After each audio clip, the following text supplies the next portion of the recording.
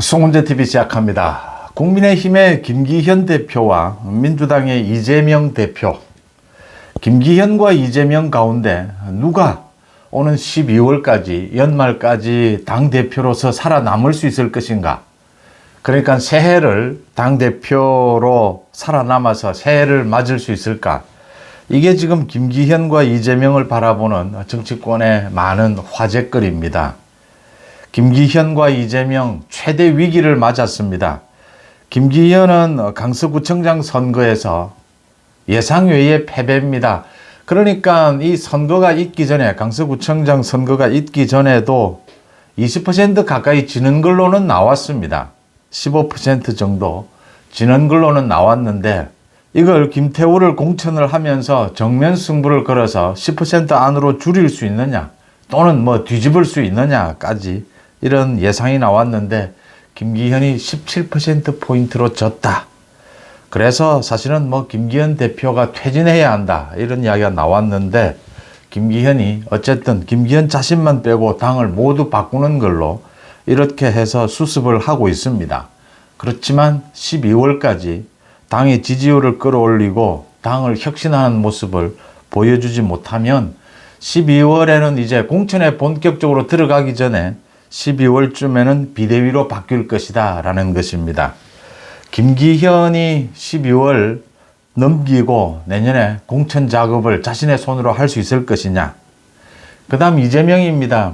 이재명에 대해서는 여러 가지 사법 리스크로 검찰이 이재명의 대북 송금, 백현동, 위증교사 이 세 가지를 묶어서 이재명에 대해서 구속영장을 청구를 했는데, 영장실질심사에서 이것도 예상외입니다.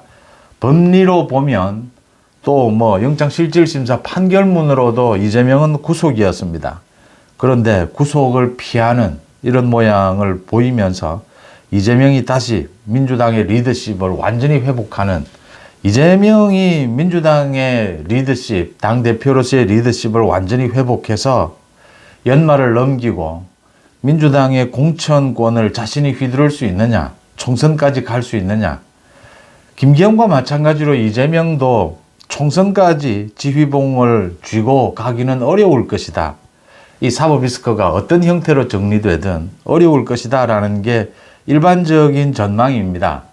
그런데 김기현이 당의 쇄신을 잘 해내고 윤석열 정부와 보조를 잘 맞추면서 당이 주도적으로 총선을 치를 수 있는 이런 모양을 갖추게 된다면, 또 이재명이 지금처럼 사법 리스크를 잘 극복을 하고 여러 가지 재판에 대해서 여러 가지 이 어려움을 극복을 하고 이재명 이름으로 총선을 치를 수 있겠다. 이재명은 안간힘 발부둥을 칠 겁니다. 그렇게 된다면 12월을 넘길 수도 있다. 아니면 지금 이제 여러 가지 재판 결과가 그중에 가장 빨리 지금 판결이 나올 것이 선거법 위반 재판이고 위증교사입니다. 이 두 가지는 그렇게 다투어 볼 내용도 그렇게 없고 증거도 명백하게 드러나 있습니다. 그래서 1심 판결은 연말 아니면 연초에 나게 될 것이다. 다른 재판, 이런 재판들의 결과, 또 이재명이 거의 매일같이 재판을 받아야 하는 이런 상황에서도 민주당 내에서 당대표로서 지위를 유지할 수 있을 것이냐. 그 분수령이 12월쯤 될 것이다, 이렇게 보입니다.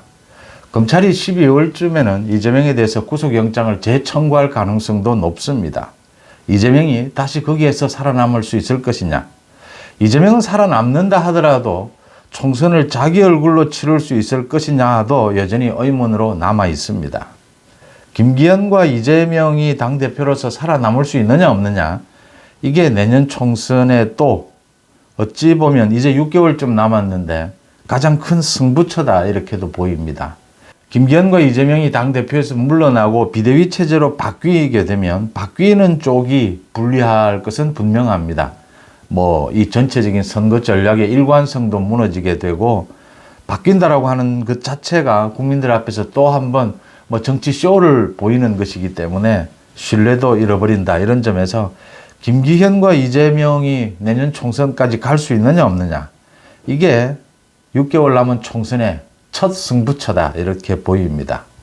분명히 지금은 민주당이 좀 우위에 있는 것으로 국민의힘이 강서구청장 선거에서 패배하면서 일단 국민의힘의 지지율도 내리고 있습니다. 그런 모습을 보이고 있지만 이 뭐 정치는 생물이기 때문에 계속 바뀌어 갈 것이다. 연말까지 김기현과 이재명이 누가 살아남을 수 있을 것이냐. 김기현은 어제 윤석열 대통령을 만났습니다. 윤석열 대통령이 어제 청와대 영빈관에서 국민통합위원회와의 이 만찬장에 김기현을 비롯해서 새로운 당 지도부, 장차관 모두 불렀습니다. 그래서 김한길이 통합위원장이죠. 김한길을 비롯해서 김기현 모두 100여 명에 가까웠습니다. 획기적인 것은 윤석열 대통령이 자신과 내각이 여러 가지를 돌이켜보고 반성하겠다라는 말까지 했습니다. 윤석열 대통령실에서는 지금 대폭 국민과 소통하는 방법, 정책 모든 부분에 있어서 완전히 한번 바꿔보자. 윤석열 대통령의 스타일, 전체 모양 모든 걸 지금 다 바꿔보자라는 자세로 쇄신, 혁신을 이야기하고 있습니다. 내년 총선에 출마를 할 공직자는 1월 11일까지 90일 전입니다. 1월 11일까지 모두 사표를 내야 합니다. 그것도 있고 지금 쇄신 이야기도 있기 때문에 다음 달 말까지는 이 대부분이 대통령실의 수석들을 비롯해서 비서관들 모두 사표를 낼 걸로 보입니다. 그러면 늦어도 연말까지는 이 대통령실의 비서실장도 바뀔 것이다 이렇게 전망이 됩니다. 이 연말까지는 대통령실의 모습이 완전히 바뀌게 될 것이다. 또 윤석열 대통령도 자신의 스타일에 여러 가지 변화를 주게 될 것이다 이렇게 보입니다. 김한길과 김기현이 만났다. 윤석열 대통령이 초청을 해서 김한길이 지금 사실은 국민의힘의 비대위원장으로 김한길도 유력하게 거론이 되고 있습니다. 김한길과 김기현이 만났다. 김기현이 어쨌든 다시 마지막 기회인 겁니다. 이제 당을 추슬러서 내년 총선 대비하는 리더십을 세울 수 있을 것이냐. 당장 지금 혁신위원장이라든지 또 이 총선 기획단, 인재영입위원회 등등 해서 지금 당직을 개편을 했는데도 아직 불만이 터져 나오고 있습니다. 그래서 김기현으로서는 혁신위원장부터 당 밖에서 위원장을 뽑는다라고 해서 지금 여러 명이 거론이 되고 있습니다. 어떤 인물을 영입을 하느냐에 따라서 김기현 지도부가 앞으로 안정이 될 수 있느냐. 당이 좀 주도적으로 나서서 이 총선을 치를 수 있겠다라고 하는 이 당원들 또 지지층의 국민들의 이런 신뢰를 회복하기 위해서는 앞으로 2개월, 3개월입니다. 2, 3개월 내에 연말까지 전혀 다른 좀 김기현 리더십의 모습을 보여줘야 된다라는 게 지금 숙제입니다. 그러니까 대통령실과 보조도 잘 맞추면서 당이 굉장히 주도적으로 총선을 치를 수 있는 이런 모습을 보인다라는 게 이게 잘못하면 이제 서로 모순되는 부분이 있거든요. 그래서 이거 참 잘못하면 더 위험해질 수도 있다. 김기현이 이 마지막 기회에서 상당히 전망들이 엇갈립니다. 그런데 윤석열 대통령도 일단 김기현 지도부에 대해서 많은 지원을 아끼지 않겠다. 그런데 김기현이 그 정치력을 발휘할 수 있을 것인가는 지금으로서는 부정적인 전망들이 많습니다. 그런 걸 김기현이 알고 정책 개발, 당을 좀 외연을 넓히고 당의 새로운 인재, 발굴, 이 모든 것들을 해내야 내년 초까지 당대표직을 유지하면서 자신의 손으로 공천도 하고 총선도 치를 수 있는 그런 기회를 맞을 것이다.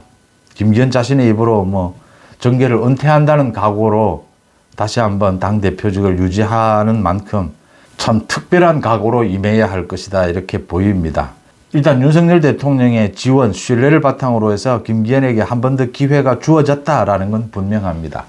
다음 이재명입니다. 이재명은 그러니까 사법 리스크 때문에 어떤 형태로든지 이재명은 공천권을 자기가 쥐겠다라고 하는 것이지 어떤 경우로 가더라도 이재명이 자신의 이름으로 단독 자신의 얼굴로 총선을 치른다라고 하는 것은 크게 기대를 하지는 않을 겁니다. 이재명이 지금 가장 자신에 대한 사법 리스크에서 지금 구속영장을 피했다라는 걸로 지금 큰 소리를 치는데 더 어려워질 거다라는 게 어제 국정감사에서 송경호 서울중앙지검장이 민주당의 질문에 밝힌 부분입니다. 그러니까 이 백현동과 쌍방울 대북 송금, 위증교사 모두 한 건 한 건이 구속 사유다. 그런데 이걸 지금 묶어서 구속영장을 청구한 것이고, 구속영장이 기각된 부분, 이 부분을 이례적입니다. 이 지검장이 공개적으로 이렇게 밝히는 것은 납득할 수 없다라고 했습니다. 영장실질심사에 대해서. 그러니까 지금 어떤 일관성을 보더라도 검찰에서는 이재명에 대해서 구속영장을 재청구해야 된다라는 건 분명해 보입니다. 또 재판도 당장 5가지로 늘어날 것으로 보입니다. 그러면 이재명이 아무리 재판 지연을 위해서 발부둥을 치더라도 일주일에 3번은 하루 종일 재판을 받을 수밖에 없을 것이다. 이렇게 재판을 받게 되고 그 재판 내용이 이제 이재명에 대한 각종 비리에 대한 증거나 이런 것들이 많이 드러나는 쪽으로 전개가 될 경우에 이재명의 리더십은 흔들릴 수밖에 없다. 거기에다가 이재명에 대한 새로운 내용들의 비리, 이 수사가 계속되고 있습니다. 수원지검에서는 전담팀까지 꾸렸습니다. 그러니까 아직 기소가 되지 않는 위증교사까지는 기소가 됐습니다. 기소가 되지 않는 것이 지금 이재명 부부의 법인카드 횡령, 그 다음 지난 대선 때의 가짜뉴스를 이용해서 이재명 캠프에서 깊숙이 개입해 있었다. 이 대선 공작을 했던 부분, 또 정자동 호텔 특혜 부분, 이런 것들이 남아 있습니다. 이런 부분들을 모아서 새로운 증거들 다 모아서 이재명에 대해서 구속영장을 재청구할 가능성이 높다. 이재명이 구속이 되면 이재명이 당대표직을 유지하기는 어려울 겁니다. 발부둥을 치는 이유는 이제 공천에서 친명계, 자기 지분을 유지하기 위해서 발부둥을 치게 될 것이다. 만약 구속영장을 재청구하지 않고 또 재청구해서 구속되지 않는다 하더라도 이재명에 대해서 선거법 위반이나 이 위증교사 이 재판 결과 1심 판결은 연말 안으로 또는 연초까지 나올 가능성이 굉장히 높습니다. 선거법 위반 재판에서 100만 원 이상의 벌금형이 나오게 된다면 민주당은 이 최종 판결은 아니지만 뒤집어질 가능성이 높습니다. 위증교사도 마찬가지입니다. 그래서 이재명이 공천에서 자기 지분을 위해서 이렇게 발부둥을 치고 문재인, 이낙연 등과 아마 공천에서 물밑 거래를 하게 될 겁니다.